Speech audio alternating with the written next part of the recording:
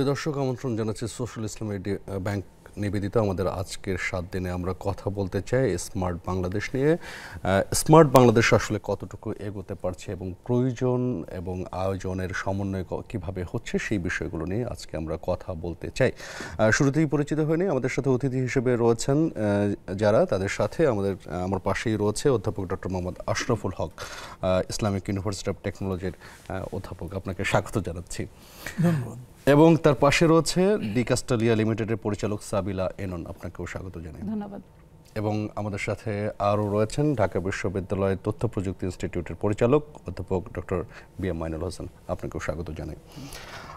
B M Mainul Hossain, আপনাকে দিয়ে কথা শুরু করতে চাই। আমি যে কথাটি বলছিলাম যে স্মার্ট বাংলাদেশ এরই মধ্যে সাধারণ মানুষের মধ্যে এক ধরনের আগ্রহ জন্ম দিয়েছে। সাধারণ মানুষ থেকে শুরু করে নীতি নির্ধারণী পর্যায়ে ব্যবসায়ী মহল, শিল্পপতি সবাই কথা বলছে। এটা নিয়ে সমালোচনাও হচ্ছে এবং বিস্তর আলোচনাও তৈরি হচ্ছে। আমরা আসলে কতটা এগোনোর দিকে যাচ্ছি বলে মনে করছেন আপনি? এই খাত নিয়ে আপনি যথেষ্ট কাজ করেন, লেখালেখিও করেন, সেই জায়গা থেকে আপনার ভাবনা কি? জি, ধন্যবাদ আপনাকে। প্রথম কথা হচ্ছে যে মানুষের যে আগ্রহের জায়গাটি, সেটি এর আগের যে ডিজিটাল বাংলাদেশ ছিল, আপনি জানেন যে সেখানেও মানুষ খুব আগ্রহী ছিল এবং যতটুকুই হোক আমাদের যে প্রোগ্রেস বা পুরো বাংলাদেশে যে একটা ডিজিটালাইজেশন, সেই প্রক্রিয়ার মধ্য দিয়ে কম বেশি আমরা গিয়েছি। আর এখন যেটি স্মার্ট বাংলাদেশ কনসেপ্ট ওয়াইজ বলি অথবা ধরেন যে এটাকে যে সরকারের ভিশন বলি, মাত্র শুরু হয়েছে। 2022 সালের হচ্ছে ডিসেম্বর এটা ঘোষণা করা হয়েছে এবং টার্গেটটা একটু লং টার্ম, 2041 সালের দিকে।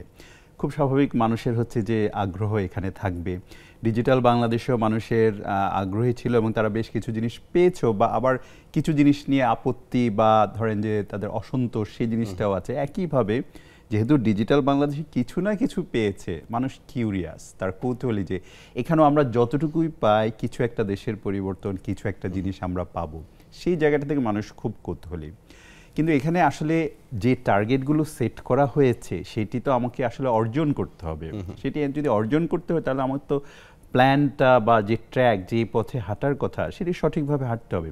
সেই জায়গায় কিছু জায়গায় গ্যাপ আমরা আসলে দেখতে পাই বা পাচ্ছি। এটা কালেকটিভলি আসলে একটা স্পেসিফিক একটা জায়গার বা একটা অর্গানাইজেশনের আসলে রেসপন্সিবিলিটি দিয়ে লাভ নেই। এটা একটা সবার একটা সম্মিলিত রেসপন্সিবিলিটি। কিন্তু সেখানে যে পলিসিগুলো ঠিক করা, আমার যে ইনভেস্টমেন্ট অথবা বাজেট, কোন দিকে আমি ফোকাসটা রাখবো, কোন দিকে আমি খরচ করবো, সেই জিনিসগুলো ঠিক করা, সেখানে একটু।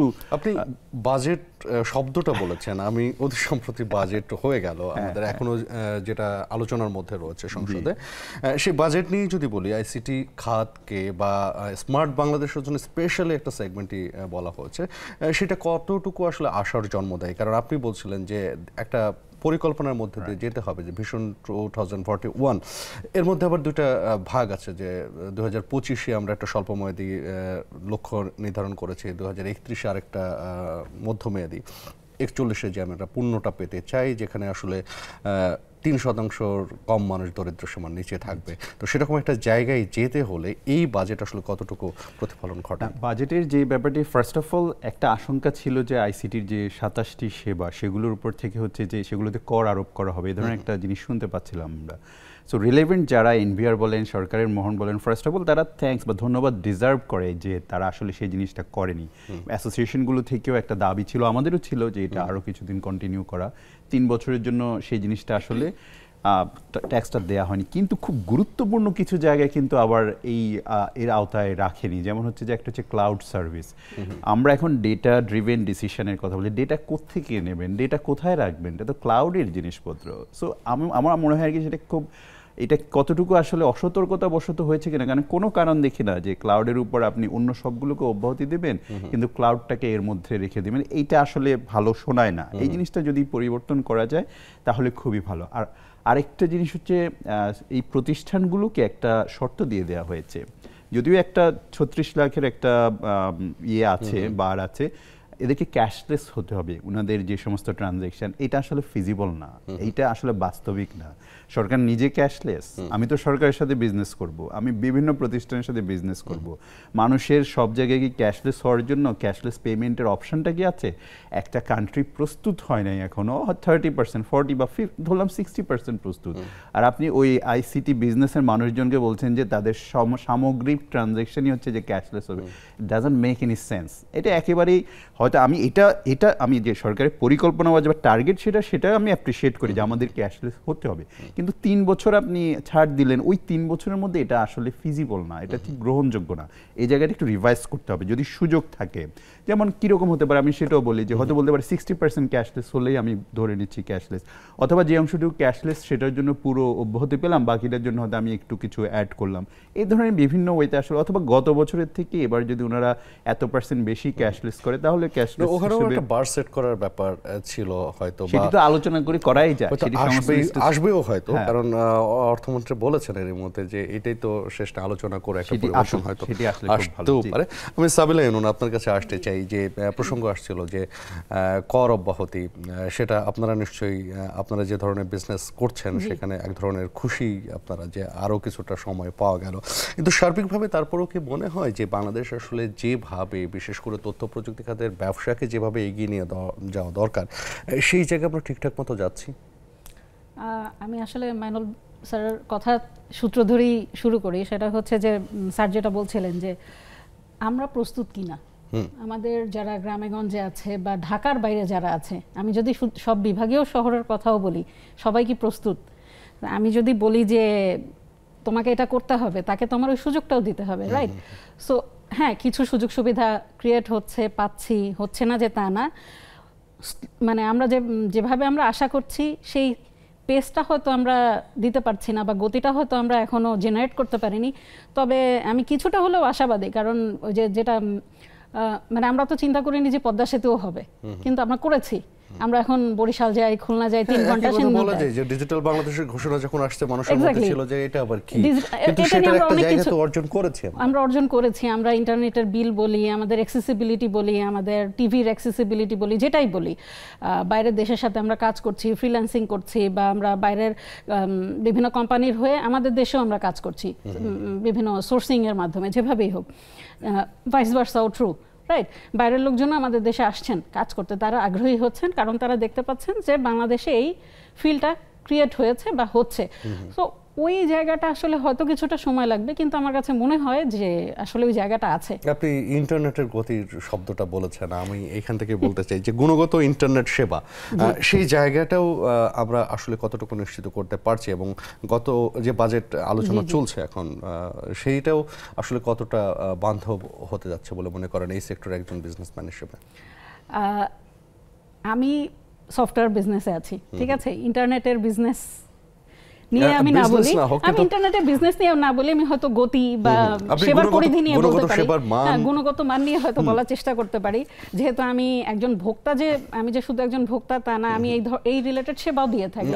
আপনি কমিউনিকেশনের জন্য আপনার যেটা মানে এক্স্যাক্টলি আমার মাধ্যমে এইটা, আমার সেবার মাধ্যমে এইটা। সো হ্যাঁ, মানে হচ্ছে, যেটা বললাম যে ঢাকায় হয়তো আমরা কিছু দেখছি যে ভালো হচ্ছে বা ভালো হচ্ছে, কিন্তু আমি যখনই ওই যেটা আবারও বলছি যে ডিসেন্ট্রালাইজেশনের যে জায়গাটা, ঢাকার বাইরে যদি আমি চিন্তা করি, সব জায়গায় কি আমি একই রকম পাচ্ছি? আমার পরিচিত, আমি যেমন একজনকে জানি যে ও অনেক ইটি করে যখন খুব ব্রডব্যান্ড সেবা চালু হলো, ঢাকার বাইরে চলে গেল, যে দেশের বাড়িতেই থাকবে, বাসার ভাত খাবে এবং ওখানে বসেই কাজ করবে। বেচারা খুবই মিজারেবলি ফেল করলো, মানে রিমোটলি কাজ করবে এবং করবে। টিম সারা বাংলাদেশেই আছে, বিভিন্ন টিম মেম্বাররা বিভিন্ন জায়গায় কাজ করে। সো এটা বেশ আগের কথা। ও আবার ঢাকা ব্যাক করলো রিসেন্টলি, ও আবার দেখলাম যে ওর দেশের বাড়িতে মুভ করার চেষ্টা করছে, ওখানে আবার এস্টাবলিশমেন্ট করার চেষ্টা করছে, এবং এখনো বেশ হার্ডল ওকে পোহাতে হচ্ছে। সো ওই যেটা বলছিলাম যে চ্যালেঞ্জের জায়গা তো আছেই, থাকবেই, আমাদেরকে আসলে ওই জায়গাগুলোকে ওভারকাম যতখানি করা যায়। আবার আসছি আপনার সাথে কথায়, আমি একটু অধ্যাপক ডক্টর আশরাফুল হক আপনার কাছে আসতে চাই। স্যার, আপনার কাছে যে জায়গাটা নিয়ে কথা বলতে চাই যে শিক্ষা জাতির মেরুদণ্ড, স্মার্ট বাংলাদেশ আসলে গড়তে গেলে স্মার্ট এডুকেশন এবং স্মার্ট ম্যান পাওয়ার তৈরি করতে হবে, স্মার্ট সিটিজেন তৈরি করতে হবে। সেই জায়গা থেকে আমাদের শিক্ষা খাতের বরাদ্দ নিয়ে সবসময় কিন্তু একটা কথা আছে। আপনার কি মনে হয় যে এবারও আসলে সবসময় একটা চাহিদা ছিল যে 6% উপরে জিডিপির আমরা চাই শিক্ষা খাতে বরাদ্দ, সেটা এবারও আমরা দেখতে পাইনি। এটাও এক ধরনের প্রতিবদ্ধকতা তৈরি করে কিনা স্মার্ট বাংলাদেশ গঠনে? আসলে যে স্মার্ট বাংলাদেশ যেটা আছে, এর সঙ্গে তো স্মার্ট একটা শব্দ আর বাংলাদেশ না, দুটো শব্দ মিলিয়ে স্মার্ট বাংলাদেশ। তা আপনি শুরুতেই বলেছেন যে এটা কি অবস্থা, ভবিষ্যতে আমরা এটা এদিকে কী দেখতে পাবো, আমাদের এখন প্রস্তুতি কেমন আর সামনের দিকে কিভাবে এগোচ্ছে, তাই না? সামনের দিকে এগোতে গেলে খালি টাকা পয়সা দিলেই কিন্তু আপনার স্মার্ট বাংলাদেশ তৈরি হয়ে যাবে, এই খাতে বরাদ্দ হলেই সব কিছু হবে, আমরা শিক্ষক হিসেবে আমরা সেটা বিশ্বাস করি না। আমাদের যেটা করতে হবে সেটা হচ্ছে যে একদম রুট লেভেল থেকেই আপনার এই বিজ্ঞানের ব্যাপারটা মাথার মধ্যে নিয়ে আসতে হবে।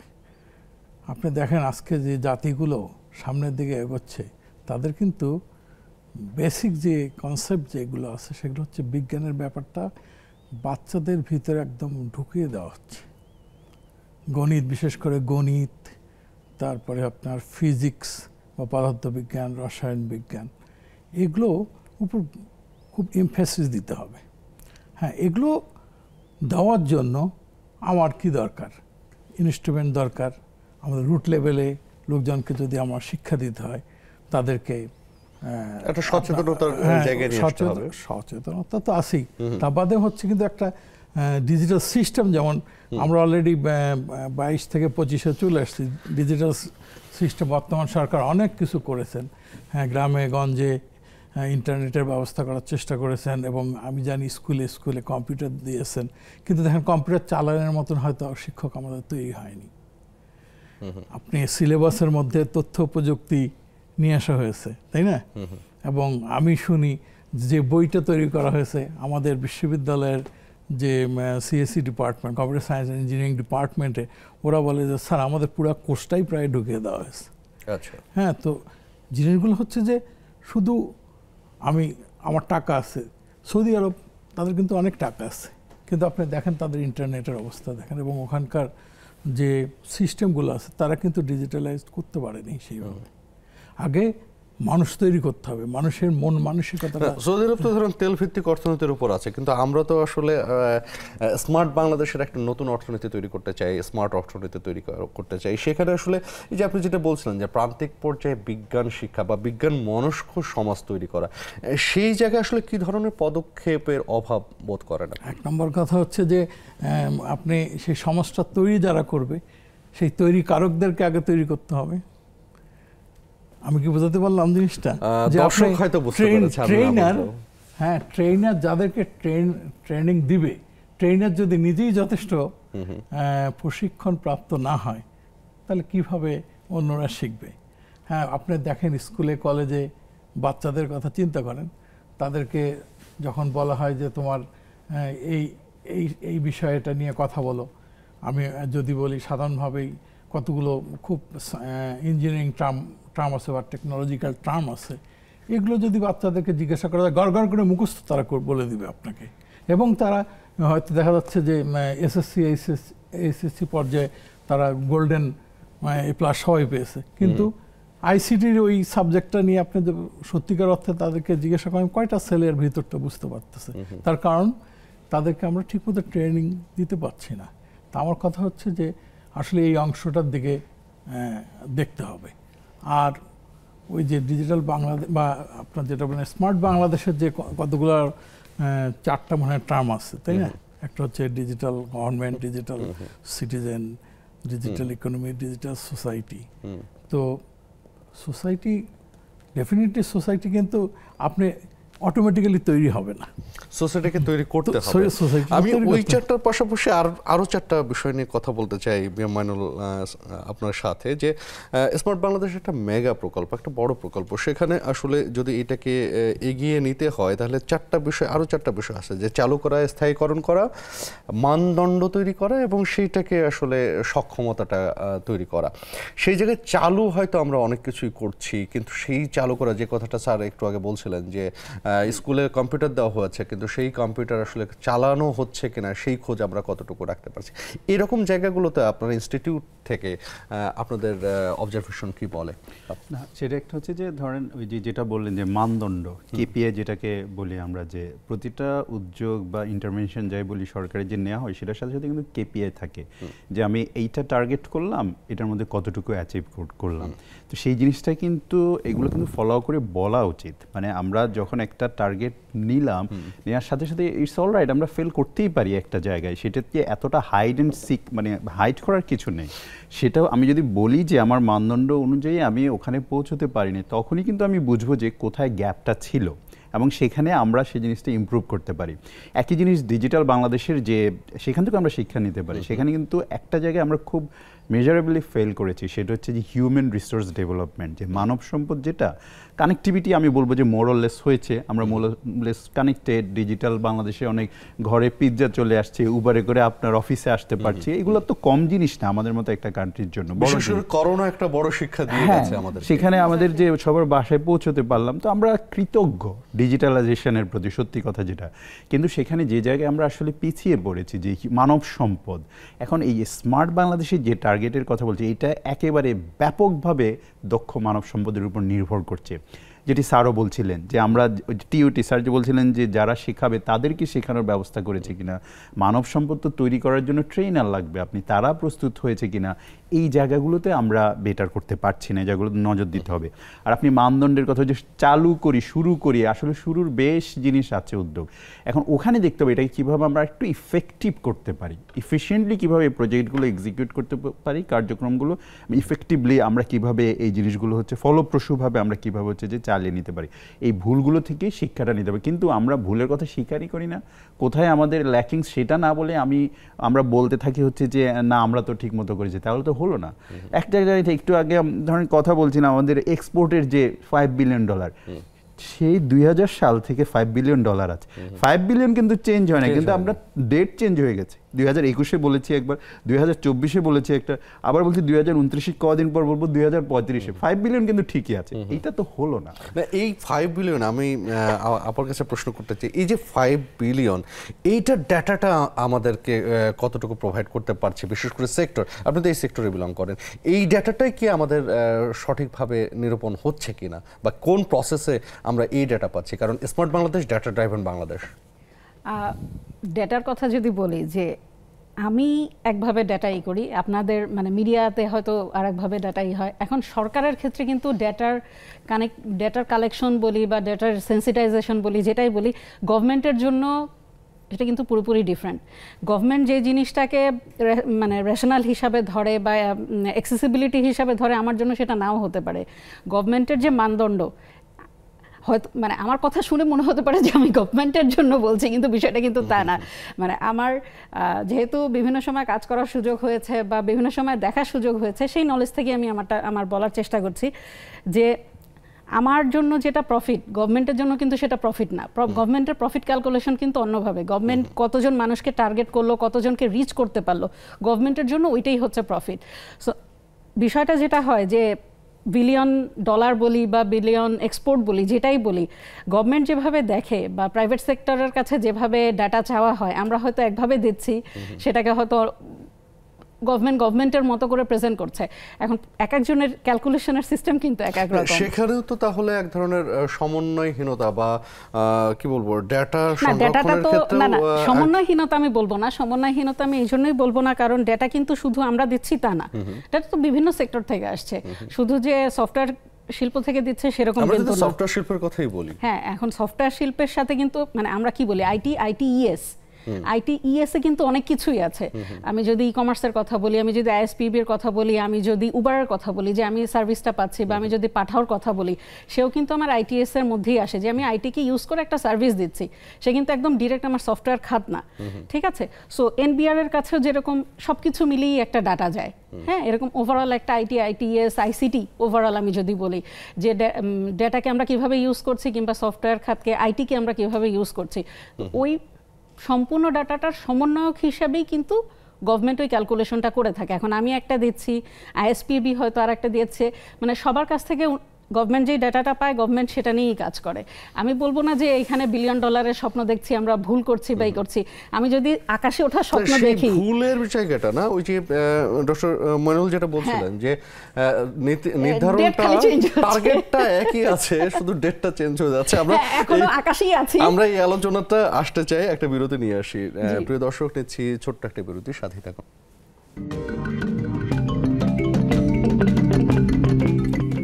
প্রিয় দর্শক, আমন্ত্রণ আরও একবার। আমরা কথা বলছি স্মার্ট বাংলাদেশ কতটুকু এগোচ্ছি এবং কতটা জায়গায় আমরা আসতে পেরেছি এখন পর্যন্ত ঘোষণার পর থেকে। আমি একটু স্যার আপনার কাছে যেতে চাই যে আপনি যোগাযোগের কথা বলছিলেন, যোগাযোগ ব্যবস্থার কথা বলছিলেন, কানেক্টিভিটির কথা বলছিলেন, কিন্তু সেখানেও প্রান্তিক পর্যায়ের কথা আপনি তুলেছেন। প্রান্তিক পর্যায়ের সাথে মানে এক ধরনের বৈষম্য আমরা দেখি কিনা, এবং সেই বৈষম্য আসলে ডিজিটাল বাংলাদেশ থেকে স্মার্ট বাংলাদেশ সহ স্মার্ট বাংলাদেশের এগিয়ে যাবেন যে লক্ষ্য নির্ধারণ আমরা করছি ভিশন 2041, সেটাকে বাধাগ্রস্ত করবে কিনা? হ্যাঁ, ডেফিনেটলি। সোসাইটি তো কর্পোরেট সোসাইটি, তো সুতরাং যাদের হাতে টাকা তাদের হাতেই টেকনোলজি।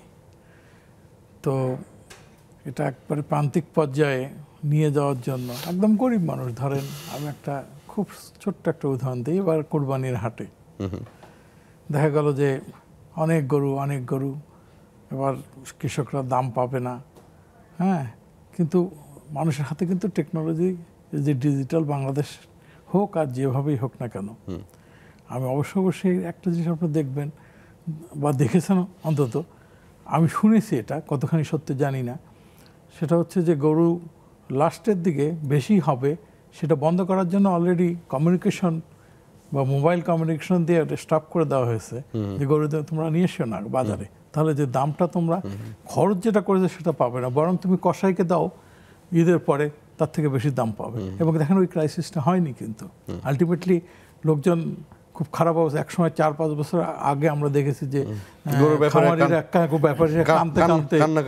সেটা হয়নি। তো প্রান্তিক পর্যায়ে টেকনোলজি চলে গেছে। স্যার যেটা বললেন, ডিজিটাল বাংলাদেশের সুবিধা আমরা অলরেডি কিন্তু পেয়ে গেছি, অনেক পেয়েছি। আমি তো নিজেই আশ্চর্য হয়ে যাই। আমি যখন PhD করে ফিরেছিলাম দেশে সেই 96-এ, আমি আমার ছাত্রদেরকে বলেছিলাম যে বাবা শোনো, একসময় এমন হবে যে বিশাল একটা স্ক্রিন থাকবে, ওই স্ক্রিনের মধ্যে তোমরা হাত দিয়ে বলবো যে আমি এই জিনিসগুলো কিনবো, জাস্ট আঙ্গুলে টাচ করবো। সেই 90 দশকে ফিরে এসে আপনি এই স্বপ্নটা দেখেছিলেন। হ্যাঁ, দেখবা যে ওগুলো অলরেডি তোমার লিস্টে চলে আসবে এবং তোমার হাতে একটা যন্ত্র থাকবে অথবা কার্ড থাকবে, সেটা দিবা, পেমেন্ট হয়ে যাবে, তোমার বাসায় জিনিস চলে আসবে। সেটা তখন ছেলেরা আশ্চর্য হয়ে আমার দিকে তাকিয়েছিল, বলেছিল স্যার এটা সম্ভব, এটা কি বলে?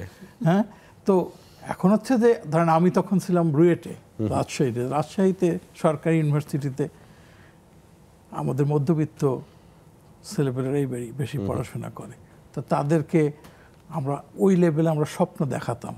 আমি একটা জায়গায় লিখেছিলাম যে শিক্ষক হিসাবে আসলে স্বপ্ন দেখানোর দায়িত্বটা হচ্ছে আমার। আমি আমার ছাত্রদেরকে স্বপ্ন দেখাই। এইখানেও একটু মানে কথা বলতে চাই যে আপনি রুয়েটে ছিলেন, এখন ইসলামিক ইউনিভার্সিটি অফ টেকনোলজিতে আছেন।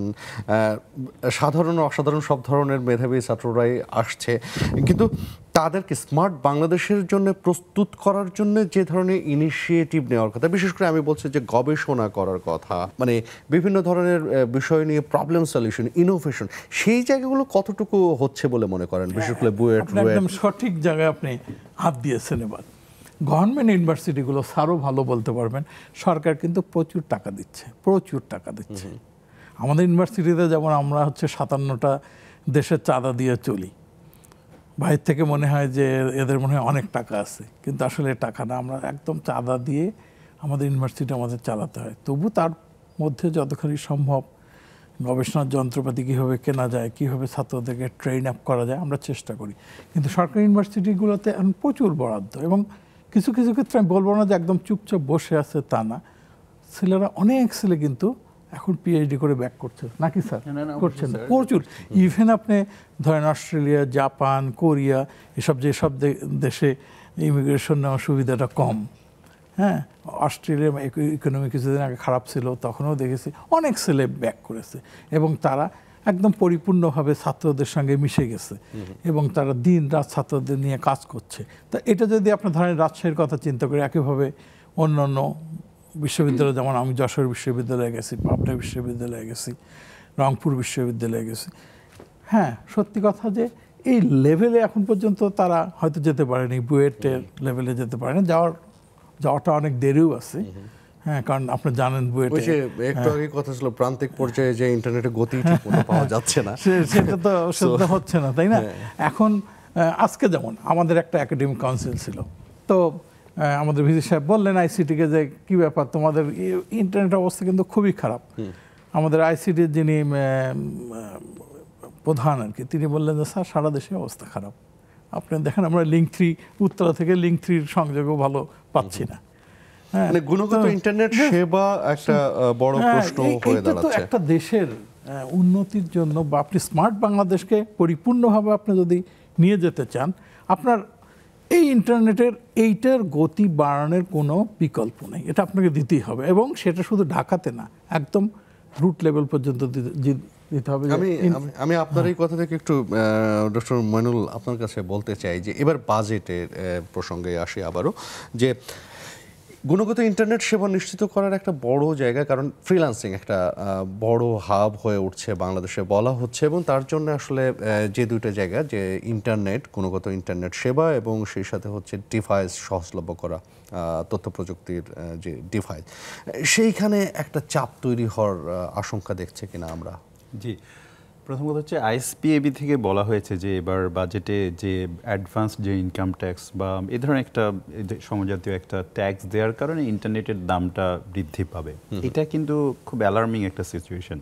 এটা কোনোভাবেই হওয়া উচিত না। ফ্রিল্যান্সারদের কথা বলছেন, ওনারা কিন্তু আপনার থেকে কিছুই চাচ্ছেন না, ওনারা নিজেদের কাজ নিজেরা করবে, ওনারা নিজেরা ড্রাইভ করবেন, গাড়ি চালিয়ে নিয়ে যাবেন। আপনাকে বলছে আপনি শুধু রাস্তাটা ঠিক রাখেন।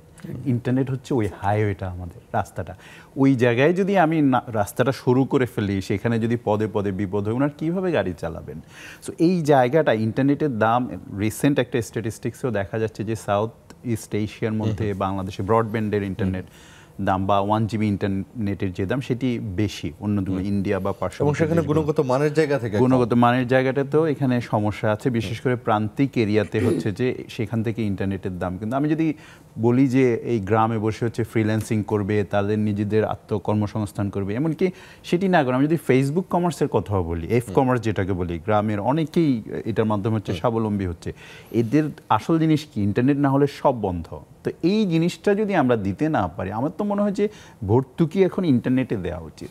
আপনি যদি ইন্টারনেটটা দিয়ে দেন খুব কম দামে, ফ্রিল্যান্সাররা মানুষজনই টাকা নিয়ে আসবে, মানুষজনই হচ্ছে ইকোনমিটাতে হচ্ছে যে আপনার একটা গতি দিয়ে দেবে। কিন্তু আনফর্চুনেটলি আমাদের বিজনেস যারা করে অ্যাসোসিয়েশন, ওনারাও আশঙ্কা করছেন যে এই খাতে হচ্ছে দামটা বেড়ে গেলে সেটা কিন্তু ইনডিরেক্টলি অনেক বড় ধরনের ক্ষতি কিন্তু হয়ে যাবে। এটা কিন্তু ভালো কথা না। যেভাবে হোক আপনাকে ইন্টারনেটের দাম কমাতে হবে এবং গতিটা হচ্ছে যে বাড়াতে হবে। এটাই এখন টার্গেট হওয়া উচিত আর কি। এই জায়গাটা একেবারে বেসিক, এটাকে আপনি হাত দিতে পারবেন না। আবার ইন্টারনেটের ব্যবহারকারী সংখ্যার ক্ষেত্রে আপনারা দেখবেন বলা হয় যে এত কোটি ব্যবহার, সব মোবাইল ইন্টারনেট। মোবাইলে তো আপনি মাল্টিমিডিয়া দেখা ছাড়া আর কি করবেন, ভালো কাজ কি করবেন সেখানে? এখানে ব্রডব্যান্ড ইন্টারনেট যেটা, সেটি হচ্ছে সব জায়গায় যেন আমরা দিতে পারি। কারণ এই যে আউটসোর্সিং এর কাজ যে করবে, ইমেজ প্রসেসিং এর কাজ, এটা তো হিউজ ইন্টারনেট লাগে। এটা মোবাইলে জিবি কিনে আপনি এটা করতে পারবেন? আপনি তো টাকায় পোষাতে পারবেন না, গতিতেও পোষাতে পারবেন না। এই জায়গাটাতে ব্রডব্যান্ডগুলো সব জায়গায় নিয়ে যাওয়া, প্রান্তিক জায়গায় এই কাজটা, রাস্তাটা করে দেন। গাড়ি আমাদের আছে, গাড়ি চালক আছে, তারা চালিয়ে হচ্ছে নিয়ে যাবে, ইকোনমিকে নিজের গাড়ি নিজেই চালাবে। এটাই তো ফ্রিল্যান্সিং, তাই না? তো এই রাস্তাটা ঠিক রাখেন, এটা আসলে অনুরোধ সরকারের কাছে। এই জিনিসটাতে হাত দেওয়া যাবে না ইন্টারনেটের এই জায়গাটাতে। বাকি যে প্রসঙ্গ ছিল যে আপনার ডিভাইস সহজলভ্যতা, এই প্রসঙ্গতে আপনার কাছে যাব, বিরতি নিতে হচ্ছে, সময় বলছে, বিরতি নিয়ে আসছে। প্রিয় দর্শক, দিচ্ছে আরো একটা বিরতির সাথেই থাকুন।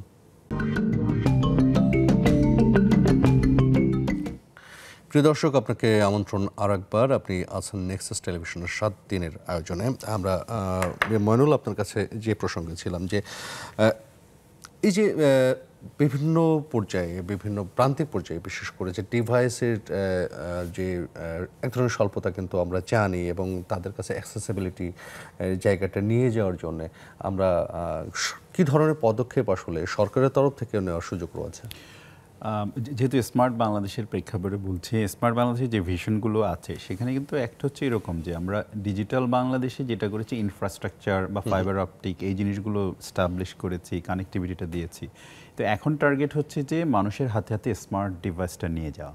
সেই জায়গায় কিন্তু আমাদের ঘাটতি আছে, কারণ আমাদের মোবাইল কমিউনিকেশন হাউসহোল্ড যেটা বলে সেটা প্রায় 98%। আপনি ধরতে পারেন যে পুরো বাংলাদেশের মানুষজন, ফ্যামিলিগুলো, গৃহগুলো কাভার্ড, কিন্তু স্মার্ট ডিভাইস আছে লেস দেন 50%, অর্ধেকেরও কম মানুষের কাছে, 46-47% মতো মানুষের কাছে। এখন আমরা সেখানে আবার ইন্টারনেটের সংযোগের ক্ষেত্রে কিন্তু আরো বড় ঘাটতি আছে। হ্যাঁ, ট্রু।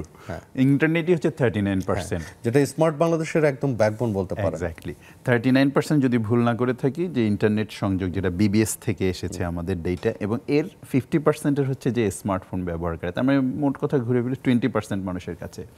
এখন কথা হচ্ছে কি, আমরা যে স্মার্ট বাংলাদেশের সার্ভিসগুলো সেবার কথা বলছি, বেশিরভাগই কিন্তু স্মার্টফোনের মধ্যে আপনার নিতে হবে ফিচার। মানে আপনি বলছেন ক্যাশলেস বাংলাদেশ, পেপারলেস বাংলাদেশের যে তত্ত্বে আমরা চলছি, রাইট। স্মার্টফোন না হলে আপনি যে সার্ভিসগুলো ধরেন, আপনি বিকাশ অ্যাপি যদিও করা যায় ফিচার ফোনে, কিন্তু স্টিল স্মার্টফোনে এই সার্ভিসগুলো খুব সহজে নেওয়া যায়। আপনি এটা রেজিস্ট্রেশন করবেন, এগুলো বেশিরভাগই হচ্ছে স্মার্টফোনে হচ্ছে ইজিলি করতে পারবেন আপনি। তো এখন মানুষের কাছে যদি স্মার্টফোনই না থাকে, স্মার্ট ডিভাইসই না থাকে, তো মানুষ সেবাটা নিবে কিভাবে?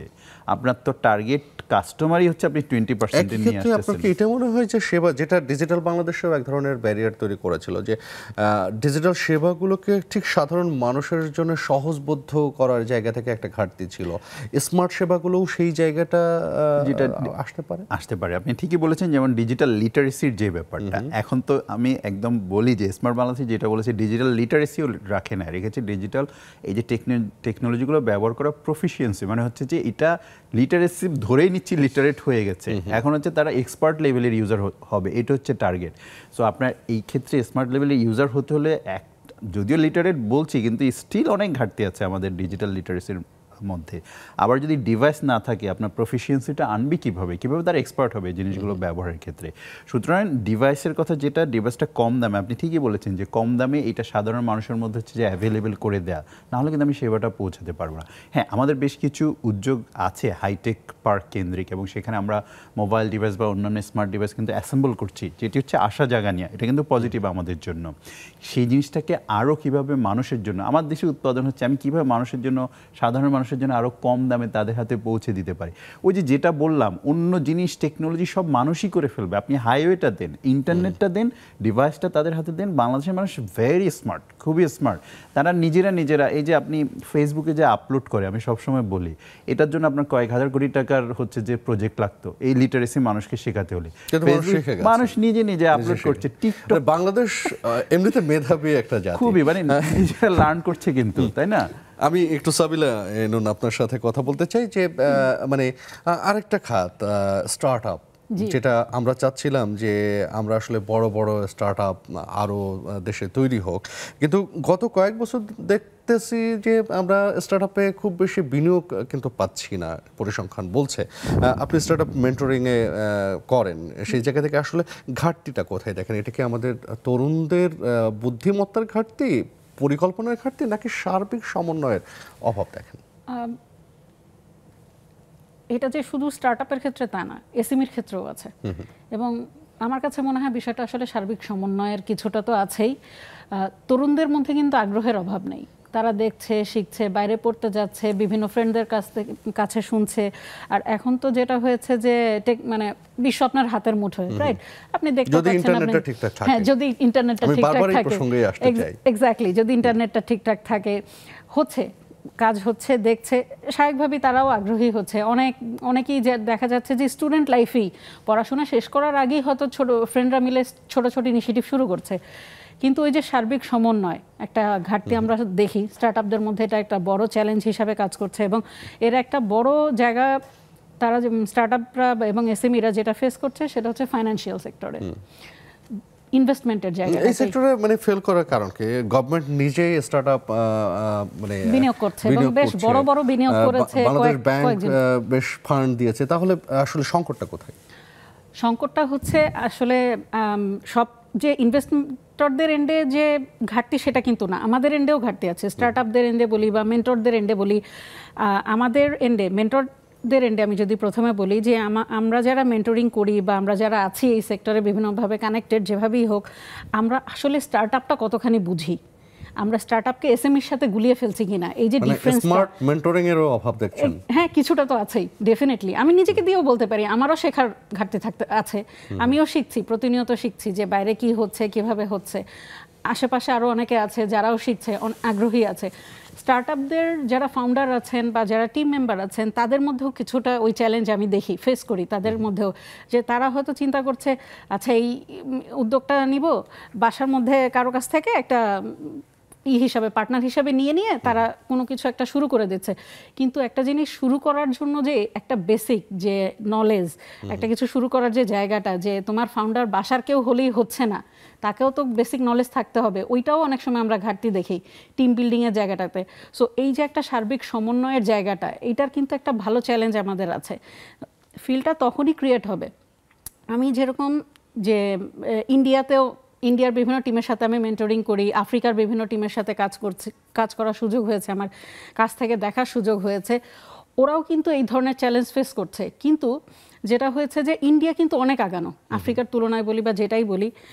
আমার কাছে মনে হয়েছে আমাদের বাংলাদেশের স্টার্টআপ ফাউন্ডার বলি বা এসএমই ফাউন্ডার বলি বা উদ্যোক্তাই বলি, একদম সোজা ভাষায় উদ্যোক্তা যদি বলি, আমাদের উদ্যোক্তাদের মধ্যে ওই যে জায়গাটা, সমন্বয়হীনতার জায়গাটা, যে মনে হলো দুজন বন্ধু মিলে শুরু করে দিলাম, আব্বু আম্মুর কাছ থেকে ফান্ড নিয়ে আসলেই হইলো, টাকা পয়সা আব্বু আম্মুর কাছে, নলেজের একটা ঘাটতি থেকে যাচ্ছে। সেখানে নলেজ তৈরি করতে হলে তো নলেজ হাব তৈরি করতে হয়, নলেজ হাবের মধ্যে থাকতে হয়, সেখানেও মনে হয় ঘাটতি আছে। আমি এই প্রসঙ্গে ডক্টর আশরাফের সাথে কথা বলতে চাই যে আমাদের তো আসলে মেধা আছে, মেধাবী আছে, বাংলাদেশের মেধাবীরা বিশ্বের বিভিন্ন জায়গায় বড় বড় জায়গায় কাজ করছে, সেইটাকে কোনোভাবে আসলে স্মার্ট বাংলাদেশের মধ্যে এনে কাজ করা যায় কিনা। কিন্তু একটা বিরতি নিতে হচ্ছে, বিরতি নিয়ে এসে আপনার কাছে উত্তরটা নিব। প্রিয় দর্শক, নিচ্ছে আরো একটা বিরতি।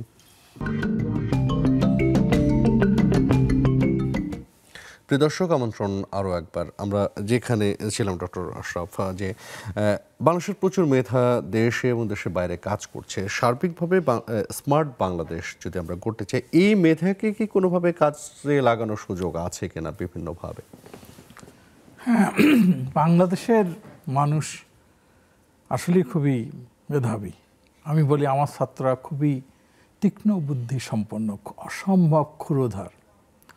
তাদেরকে যখন আমরা পড়াই, যে কোনো জটিল বিষয় হোক না কেন তারা ধরে ফেলে। কিন্তু সমস্যা হচ্ছে যে ইনোভেশনটা খুবই কম। আমরা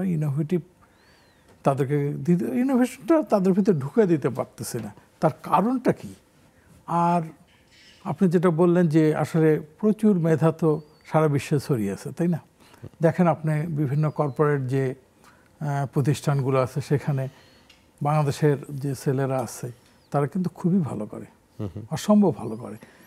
এখন প্রত্যেক বছর ধরুন বুয়েটের কথা চিন্তা করেন, ঢাকা বিশ্ববিদ্যালয়, IUT, Islamic university technology, CUET করে প্রত্যেক বছর কত কত ছেলেরা বের হয়। আমাদের কি কোনো পরিসংখ্যান আছে? আমি একটা লেখায় লিখেছিলাম যে কয়জন দেশে আছে, কয়জন দেশের বাইরে যাচ্ছে। সেই ডেটার বিষয়ে চলে আসলো, ডেটা পর্যন্ত আমাদের কাছে এখন নাই। তা আমি বলি যে কেন, আপনারা হয়তো নাম শুনেছেন মোহাম্মদ আলী চৌধুরী স্যারের কথা, বুয়েটের অত্যন্ত সাধারণ জীবনযাপন করতেন, অসম্ভব ট্যালেন্টেড একজন মানুষ। তাকে প্রশ্ন করা হয়েছিল, স্যার ছেলেরা কেন দেশে থাকতেছে না, এত ভালো ভালো ছেলে আপনারা তৈরি করেন। স্যারের একটা কথা ছিল যে তোমরা তো সিকিউর লাইফ দিতে পারো না, তা সিকিউর লাইফ স্মার্ট বাংলাদেশের সিকিউর সোসাইটি তৈরি করতে হবে, দুর্নীতিমুক্ত সমাজ দিতে হবে। আমার ছেলে আজকে ঘরের বাইরে গেলে আমার ওয়াইফ চিন্তা করে যে সন্ধ্যার মধ্যে সে যেন বাসায় ফেরে, নাহলে কি না কি হয়ে যায়। তো এখন ধরেন যে ছেলেরা আজকে এই দেশ থেকে এত মেধা নিয়ে ফার্স্ট সেকেন্ড থার্ড হয়ে তারা দেশের বাইরে চলে যাচ্ছে। আমি একদম বলতে পারি যে পাশ করার সঙ্গে সঙ্গে ওরা বলে স্যার লেটার অফ রেফারেন্স দেন স্যার, আমরা থাকো না, দেশে থাকবো স্যার। কী করে কেন থাকবো স্যার? আমাকে তো বলে স্যার আপনি তো ভুল করেছেন, কেন এসছেন? তো এখন এইসব ছেলেদের জন্য একটা সোসাইটি নিরাপদ সোসাইটি দিতে হবে, তাদের নিরাপত্তা, অর্থনৈতিক নিরাপত্তা দিতে হবে। এইসব ছেলেদের যারা দেশের বাইরে যাচ্ছে তাদের সন্তান সন্ততি যেন এই দেশে সঠিকভাবে পড়াশোনা করতে পারে, আরও বেশি বেশি ট্যালেন্টেড লোক যেন তৈরি হতে পারে। মেধার পরিচর্যাটা খুব দরকার, মেধার পরিচর্যা দরকার। আর হচ্ছে আমি যেটা বলি যে আমি লিখেছিলাম যে আমার একটা স্বপ্ন, আজকে বঙ্গবন্ধু যদি বেঁচে থাকতেন অথবা আমাদের মাননীয় প্রধানমন্ত্রী বঙ্গবন্ধু কন্যা, তার সঙ্গে যদি আমার কখনো সাক্ষাৎ করার সুযোগ পেতাম, আমি তাকে বলতাম যে নেত্রী বা মাননীয় প্রধানমন্ত্রী, আপনি বিশাল একটা ধরেন 200-300 একর একটা জমি নেন, নিয়ে চারিদিকটা ওয়াল করে দেন, করে দেওয়ার জন্য একটা ভালো একটা গবেষণাগার তৈরি করেন, করে সারা বিশ্ব থেকে আমাদের যে ছেলেরা বাইরে আছে তাদেরকে ডেকে নিয়ে আসেন, তাদেরকে আপনি হাই স্যালারি দেন, তাদের সিকিউরিটি লাইফ দেন, তাদের বউ বাচ্চাদের থাকার ব্যবস্থা করে দেন, বাচ্চাদের স্কুল কলেজ করে দেন ওই ক্যাম্পাসের মধ্যে, আর গবেষণার জন্য তাদের ফ্রি করে দেন। দেখেন উইদিন 10 ইয়ার্স তারা কি কি আপনাকে দিতে পারে, দেশকে চেঞ্জ করে দেবে। এটা আমার স্বপ্ন, আমি ছোট থেকে এই স্বপ্নটা দেখতাম। সেই একই কথা, মেধার পরিচর্যা করতে হবে এবং মেধাকে মূল্য দিতে হবে, তাহলে হয়তো মেধা পাচার যে কথা। আমি জাস্ট একটা কথা বলে হয়তো শেষ করব। আইনস্টাইন একটা কথা বলছেন যে ইন্টেলিজেন্স যেটা, সেটা কিন্তু নলেজে না, সেটা হচ্ছে আপনার মাথায় চিন্তার স্বপ্ন দেখার মধ্যে। তা আমাদের ছেলেরা কিন্তু সেই স্বপ্নটা দেখাতে হবে। ধন্যবাদ আপনাকে। আপনার কাছে আসতে চাই যে কথাগুলো হচ্ছিল, আমরা শেষের দিকে চলে এসেছি, তো সেখান থেকে আপনার কি মনে হয় যে এই যে একটু আগে উচ্চারণ করলো যে দুর্নীতিও আসলে স্মার্ট বাংলাদেশের জন্য একটা বড় বাধা? অবশ্যই, মানে অন্যতম বড় বাধা আমার কাছে মনে হয়। কারণ আপনি যত উদ্যোগী নেন, যত কিছুই করেন না কেন, আপনি যদি সেটাকে প্রপারলি মনিটরিং না করেন, প্রপারলি ইভ্যালুয়েশন না করেন, সেটার যদি একটা সার্বিক ব্যবস্থাপনার মধ্যে না থাকে, যদি জিনিসটা নেগেটিভ ওয়েতেই পরিচালিত হয়, তাহলে কিন্তু আমি যে ইম্প্যাক্টটা দেখতে চাচ্ছি, যে সাস্টেনেবিলিটিটা আমি চিন্তা করছি, সেটা কিন্তু আমি অর্জন করব না। সেটা আমি প্রাইভেট সেক্টর বলি, পাবলিক সেক্টর বলি, সবার জন্যই সত্য। আমি এডুকেশন সেক্টর, এগ্রি সেক্টর, সব জায়গার জন্যই এটা ট্রু। দুর্নীতি, আমরা বলছি যে আমরা স্মার্ট বাংলাদেশের দিকে যেতে চাচ্ছি, আমরা সব কিছু ক্যাশলেস করতে চাই, আমরা সব কিছু পেপারলেস করতে চাচ্ছি, কিন্তু ওই ক্যাশলেস পেপারলেসেও দেখা যাচ্ছে আমরা কিছু একটু মানে কোনো একটা জায়গা হয়তো বাজায় রাখতেছি, যেটা হচ্ছে আমাকে বাধ্য করছে ওইটুকের জন্য যেতে, এবং ওই যে 1%, ওই 1%ই কিন্তু আমাদের যে মানে উন্নতিটা আটকায়, মানে পিছনে টেনে ধরছে। আমি বলব মানে ওই 1% কি যদি আমরা ওভারকাম করতে পারি, তাহলে আমার মনে হয় দুর্নীতিও আমরা কমিয়ে ফেলতে পারবো, এবং যেই স্মার্ট বাংলাদেশ আমরা চিন্তা করছি তার 60%ও হয়তো আমরা অ্যাচিভ করে ফেলতে পারবো। জি, ধন্যবাদ আপনাকে। ডক্টর মইনুল, আপনার কাছে আসতে চাই যে আইসিটি, তথ্য প্রযুক্তি খাত সার্বিকভাবে এখানে মত প্রকাশের স্বাধীনতার ব্যাপারটা চলে আসে কিনা, এবং সেটাও এক ধরনের সুষ্ঠু সমাজ গঠনে বা স্মার্ট বাংলাদেশ গঠনে হেল্প করে কিনা? হ্যাঁ, ডেফিনেটলি আপনার মত প্রকাশের স্বাধীনতাটা তো বেসিক, এটা তো সাংবিধানিকভাবে স্বীকৃত একটা জিনিস। এখন মত প্রকাশ করছি না, আমরা তো আজকে অনেক কিছুই অনেক জিনিস নিয়েই বললাম, কিন্তু এটা যারা মতামত দেন ওনাদেরকেও আসলে মানে গঠনমূলকভাবে হচ্ছে যে সেটা প্রকাশ করতে হবে। আমি তো দেখি না, আপনি যদি গঠনমূলকভাবে বলতে পারেন, ওয়াই নট। আর আরেকটা জিনিস হচ্ছে যে ধরেন যে গভর্নমেন্টের, আমার যেহেতু আইসিটিতে কাজ করি, পলিসি লেভেলে যারা ঊর্ধ্বতন আছেন ওনাদের অনেকজনের সাথে আমারও কাজ করার সুযোগ সুবিধা হয়েছে। একটা জিনিসের জন্য এখনো হোপফুল আমরা, বা ধরেন যে ইন্টেনশন বলে না, যে নিয়তটা কি, সেটা বেশ ভালো, চেষ্টা করছে, সবাই মিলে চেষ্টা করছে, একটা পজিটিভ নিয়ত আছে যে ওনারা যে কিভাবে দেশটাকে, এই জিনিসটাকে কিভাবে উপরে নিয়ে যাওয়া যায়। তো এক্সিকিউশনে, নির্বাহ করতে গিয়ে, অপারেশনসটা করতে গিয়ে সেখানে ইফিসিয়েন্সির ঘাটতি আছে, সেখানে ঝামেলাটা হয়ে যাচ্ছে। সেই ইফিসিয়েন্সি আসলে কিভাবে সেই দায়ভারটা কিন্তু আপনি আমাদের সবার, আমরাও কিন্তু এক্সিকিউশনে নাগরিক হিসেবে আমি একটা বিশ্ববিদ্যালয়ের শিক্ষক, আমারও কিন্তু দায়িত্ব আছে। তো এই ইফিসিয়েন্সির জায়গাটাতে আমারও দায়ভার আছে সেখানে। এখন সেখানে ওই যে কথাটা বারবার বলছিলাম যে নিজেদেরকে ইভালুয়েট করা, যে নিরীক্ষা করা কোন জায়গায় গ্যাপ করছে, কোনো ইনফরমেশন হাইড করার দরকার নাই, ডেটা হাইড করার দরকার নাই, ডেটা ড্রিভেন ডিসিশন নেব আমরা স্মার্ট বাংলাদেশে, দেখি কোথায় সমস্যা, এবার সেই সমস্যাটাকে অ্যাটাক করা, সেই সমস্যাটাকে সলভ করার জন্য সবাই মিলে কাজ করা।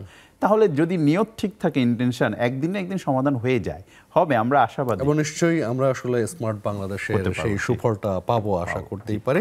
ইনোভেশনটা দরকার এবং প্রবলেম সলভার দরকার, যেটা ডাটা ড্রাইভেন হবে। অ্যাকাউন্টেবিলিটি। অসংখ্য ধন্যবাদ। আপনারা তিনজন আমাদের এই আয়োজনকে আজকে সমৃদ্ধ করেছেন। তিনজনকে অসংখ্য ধন্যবাদ জানাচ্ছেন এক্সেস টেলিভিশনের পক্ষ থেকে। আপনাকেও অনেক অনেক ধন্যবাদ। বিশেষ করে রানা সাহেব, আপনি আমন্ত্রণ জানিয়েছেন, সুযোগ পেলাম কথা বলার। হয়তো আমার আবারও হয়তো কথা কেউ বলবো শুনবে, এখান থেকে কিছু যদি ওরা শিখতে পারে, কাজে লাগাতে পারে, সেটাই আসল কথা। সেটাই। ভালো থাকবেন সবাই। প্রিয় দর্শক, আপনারাও ভালো থাকবেন। দেখা হবে আবারও। সে পর্যন্ত বিদায়।